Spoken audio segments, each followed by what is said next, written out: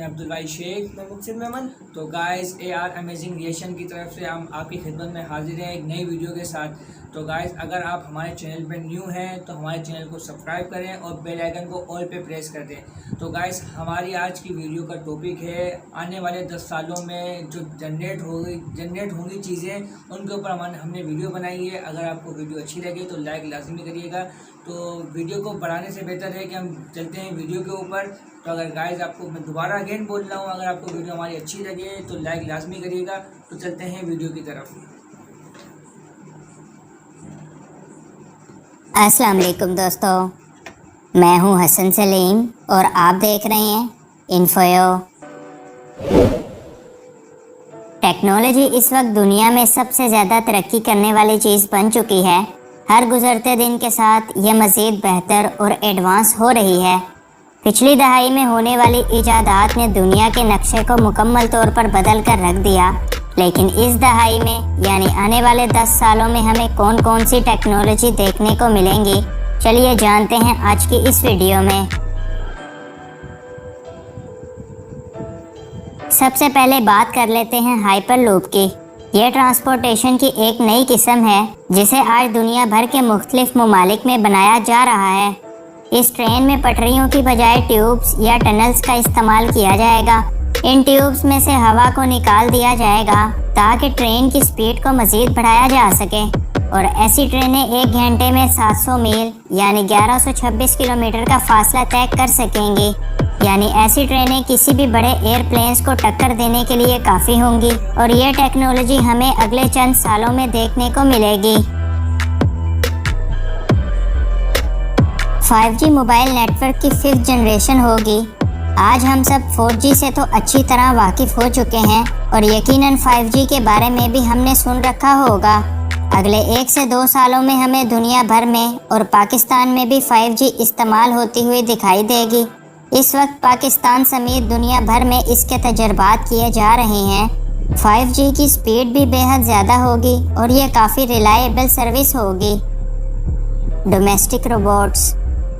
जहाँ तक रोबोट्स की बात है तो फुली फंक्शनल रोबोट्स की बात करें तो इस बात के चांसेस काफ़ी कम हैं कि वो इस दहाई में हमें देखने को मिलेंगे, लेकिन अगर वो बने भी तो काफ़ी कम होंगे।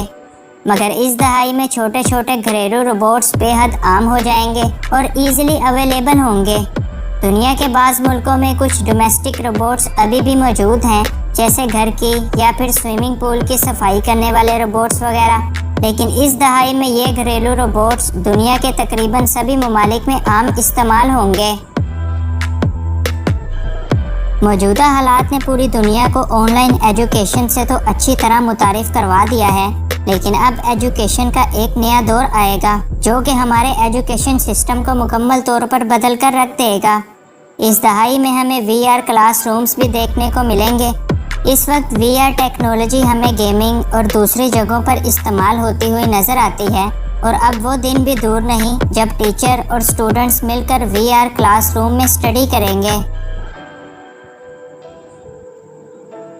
3D प्रिंटिंग एक तस्वीर से असल में सॉलिड चीज़ बनाने का अमल है। वैसे तो यह टेक्नोलॉजी पिछली दहाई में ही मुतारिफ हो गई थी, लेकिन अभी यह वर्ल्ड वाइड इतनी ज़्यादा आम नहीं है। इस वक्त भी दुनिया में 3D प्रिंटिंग मौजूद है, लेकिन आने वाले चंद सालों में 3D प्रिंटिंग बहुत ज़्यादा आम हो जाएगी और हमें हर जगह ये सहूलत आसानी दस्तयाब होगी। Space internet. पिछले साल एलन मस्क की कंपनी SpaceX, जो कि स्पेस मिशंस पर काम करती है, उन्होंने स्पेस लिंक नेटवर्क को मुतारिफ करवाया था। ये हज़ारों सैटेलाइट पर मुश्तमिल एक चेन होगी जो कि ज़मीन के लोअर ऑर्बिट में भेजे जाएंगे। इन सैटेलाइट से पूरी दुनिया में इंटरनेट इस्तेमाल किया जा सकेगा। आज के दौर में ऐसी जगह जहां पर इंटरनेट इस्तेमाल नहीं किया जा सकता, लेकिन इस टेक्नोलॉजी के बाद ज़मीन के हर कोने में इंटरनेट की सहूलत मौजूद होगी।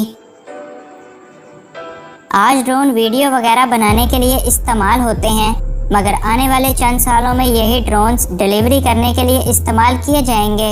इस टेक्नोलॉजी पर दुनिया के मुख्तलिफ मुल्कों में काम जारी है और आने वाले वक्तों में हमारी लोकल डिलीवरीज, इसके अलावा पिज़्ज़ा और बर्गर सब के सब ड्रोन्स की मदद से ही हम तक पहुंचाए जाएंगे। इस टेक्नोलॉजी से जहां वक्त की बचत होगी, वहीं पर लाखों लोग बेरोजगार भी होंगे। स्पेस एक्स और नासा की कोलैबोरेशन के बाद अब जल्द ही स्पेस टूरिज्म का आगाज होगा। इस मकसद के लिए स्पेस में कई होटल्स बनाए जाएंगे और जल्द ही लोग स्पेस में सैर करने के लिए जाएंगे।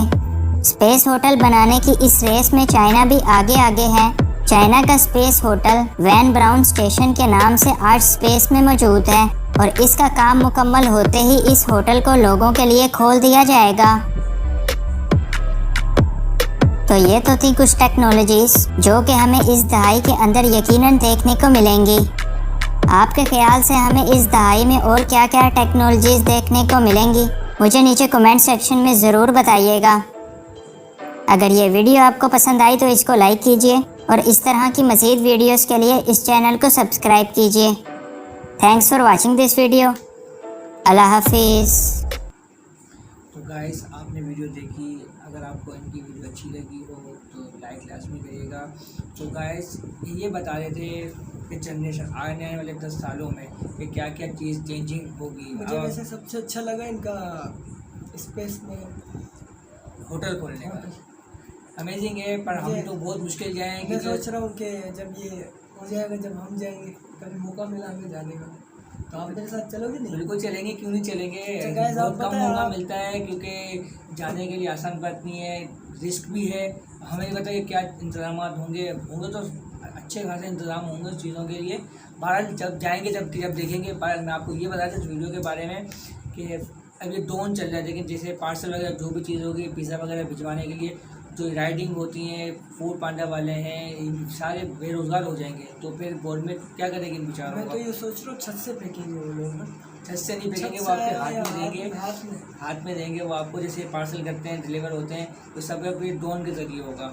और 5G आपके बारे आपने 4G के बारे में तो सुना ही है। 4G तो आम है, आम हो गई है बिल्कुल। अभी 5G आएगी तो 5G में इंटरनेट की स्पीड कितनी बढ़ जाएगी, ये आप भी अच्छी तरह जानते हो, मैं भी अच्छी तरह जानता हूँ। अगर आपको हमारी वीडियो अच्छी लगी हो तो लाइक करिए और सब्सक्राइब लाजमी करिएगा। तो मिलते हैं इंशाल्लाह नेक्स्ट वीडियो में। तो ओके, अल्लाह हाफिज़।